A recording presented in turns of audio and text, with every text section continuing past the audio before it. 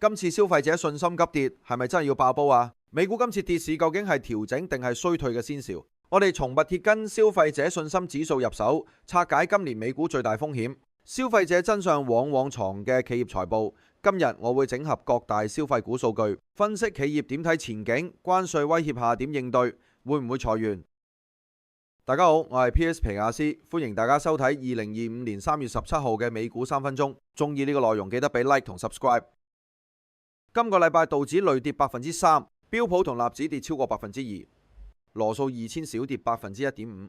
板塊得能源同公共事業上升，必需品板塊暴跌4.3%。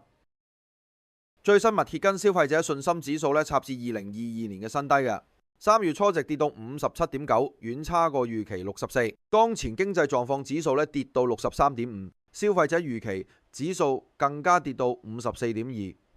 通脹預期更加嚇人，1年期預期升到4.9%，5年期預期升到3.9%啦，反映消費者對能控制短期同長期物價通脹都冇信心。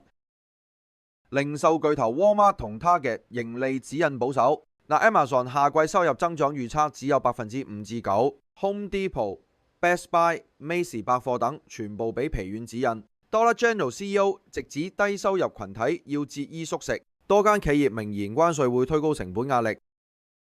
企業應對關稅3大招：1. 向供應商壓價，例如 Walmart 強勢同中國廠商講數啦；2. 延後成本轉嫁，例如 Costco 玩拖字訣；3. 推平價產品線，例如寶潔 P&G 加碼平價貨，暫時未見大規模裁員計劃。利率市場風平浪靜，10年期美債企穩4.32%，油價微升0.2%，金價破頂見2987美元，比特幣反彈4%，重上84000。下個禮拜焦點，星期三凌晨2點，聯儲局議息 GR1 鮑威爾記招，零售數據、新屋動工、失業金人數陸續有嚟。重點財報：小鵬、拼多多、美光、Nike。